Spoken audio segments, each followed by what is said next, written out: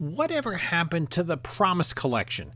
That huge, high-grade Golden Age collection that came to market just about 2 years ago?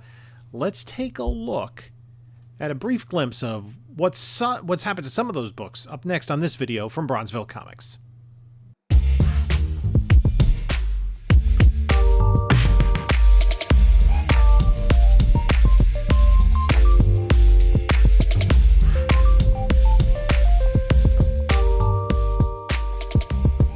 Hey there, panelologists. This is Jim from Bronzeville Comics coming to you with another video. Before we get started, please like, comment, subscribe. Follow us on other social medias, Bronzeville_comics on Instagram, on Whatnot. We do Whatnot sales every Monday night at 10 p.m. Eastern. And starting next week, summer vacation, we will be on Watch for Afternoon pop-up sales. If you've not yet signed up with Whatnot, there is a link in the description of this video that gives you $10 off your first purchase. Also, in the description of this video is a link to my eBay store as well as my email if you want to get in touch with me. So, 2 years ago, the comic community was all abuzz about the Promise collection, which was a Pedigree collection. Now, Pedigree collection is a collection that has been assembled by an original owner. The books have a large number of books, and they're old, early Silver Age or before. So what happened, there was a young kid, Juni is the name that's been given in the story, although the consigners have wished to remain anonymous, who, as an 8-year-old, back in 1939, started collecting comic books. And the first book, the earliest book in the collection, was Detective Comics 33, which would be the 7th appearance of Batman. And early on, there were only a handful of books from 1939 and 1940, and the two characters that Juni was most drawn to at the time were Batman and Captain Marvel. So there's a Batman #1 in I think a 2.0, a Wiz Comics #1 in a 0.5. But as we move a little bit later on, and Juni started to expand his collection, it included more and more titles, a large number of titles. So as the story goes, Juni collected comics until I think it was 1951. His brother Robert was drafted into the service for the Korean War, and Juni went along to keep an eye on his brother, but he made his brother make a promise that if anything happened to him, that his brother would take care of his funny books. And so, unfortunately, Juni was killed in action during the Korean War.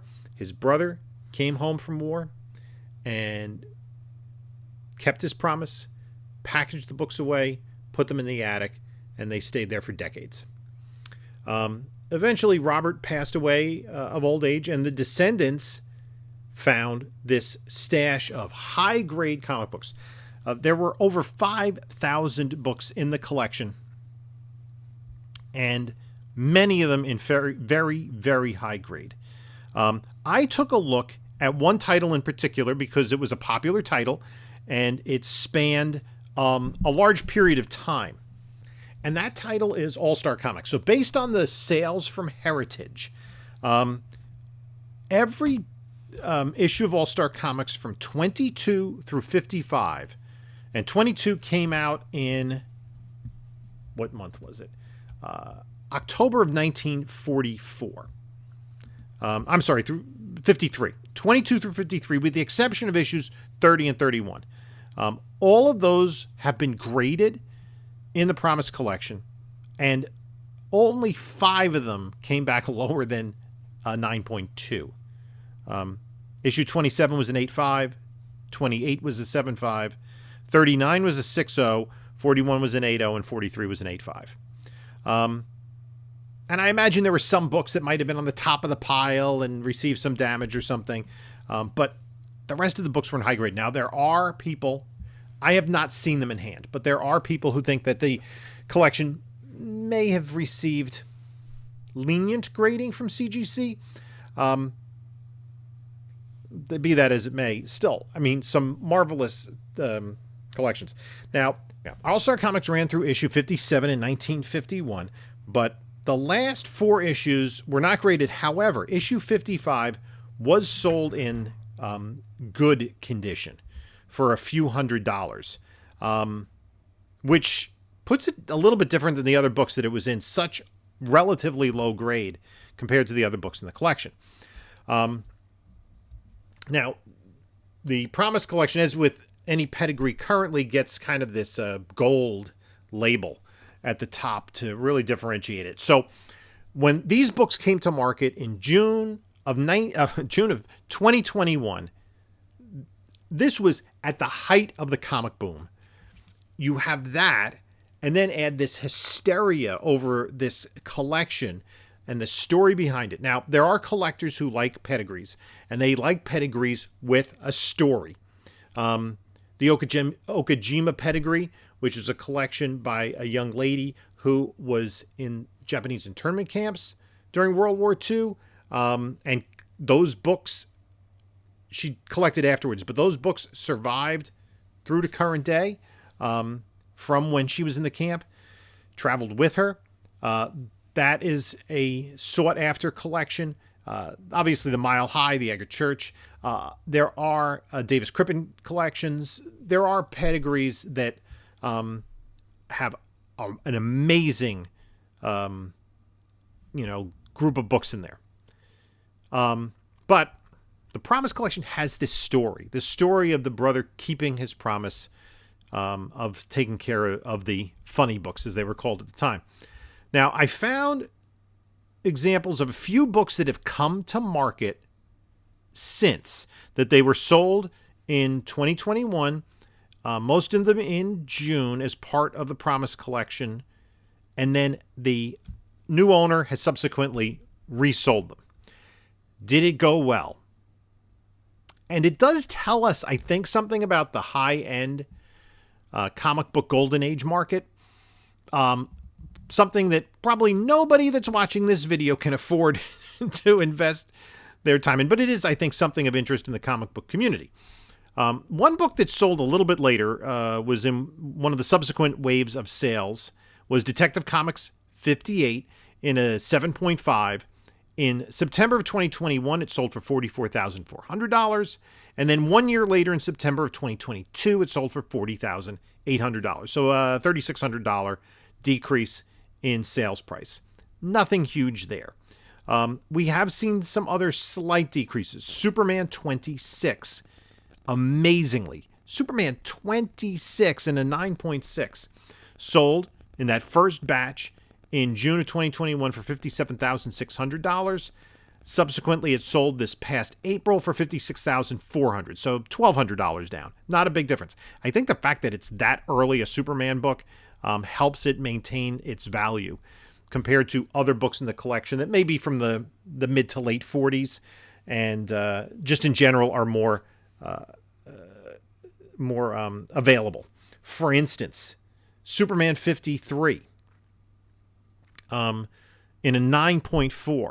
So we're talking about, 27 issues later, sold with the initial batch for $75,000, and it sold in April for $50,400. So it lost almost 1/3 of its value in less than 2 years. And we see in general the comic book market is down over 2 years ago, but that's a lot of money. Now, two books that have done okay. And this is interesting, and I think very small sample size, but maybe we can draw some conclusions. Mask Comics, number one.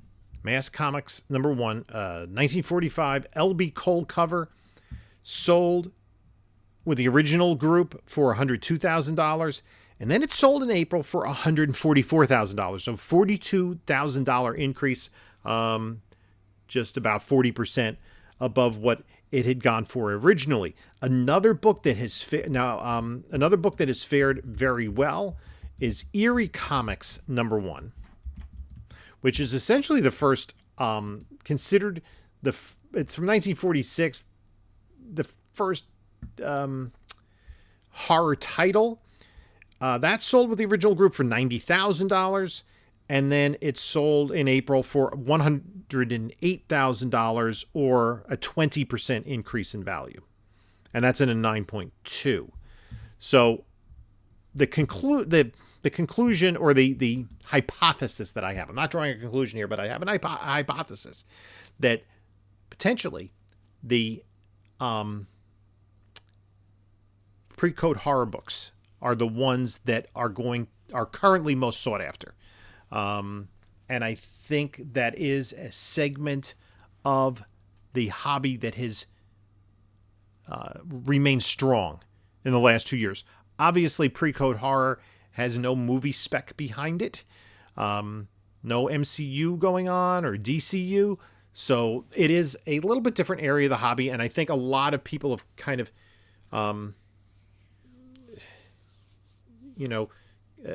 moved their interest more in that area. However, we're talking about a superhero book. The original sale, which was I think 180 comics out of 5,000, but it seems some of the most choice ones, sold for over $7 million worth of sales.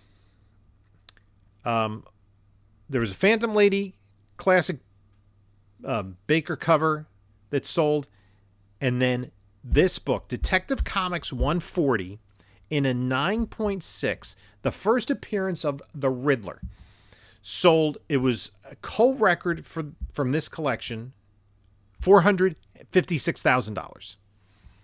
Now, the Riddler is a classic villain. And I wonder if the momentum from the Batman movies where Paul Dano played the Riddler had something to do with the excitement behind this character. $456,000.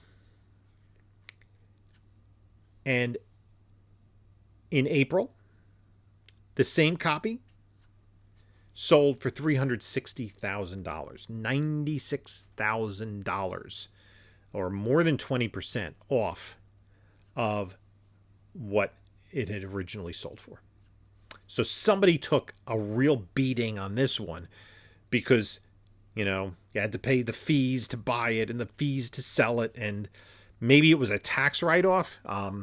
I am not a person who can afford to lose $100,000 on a comic book. I'm not the kind of person who's dropping $500,000 on the first appearance of the Riddler. I wish I had that kind of money to throw around, but then I wouldn't be doing this because I just go out and buy whatever I wanted. And for most of us, that's not the way the hobby works. We don't have that kind of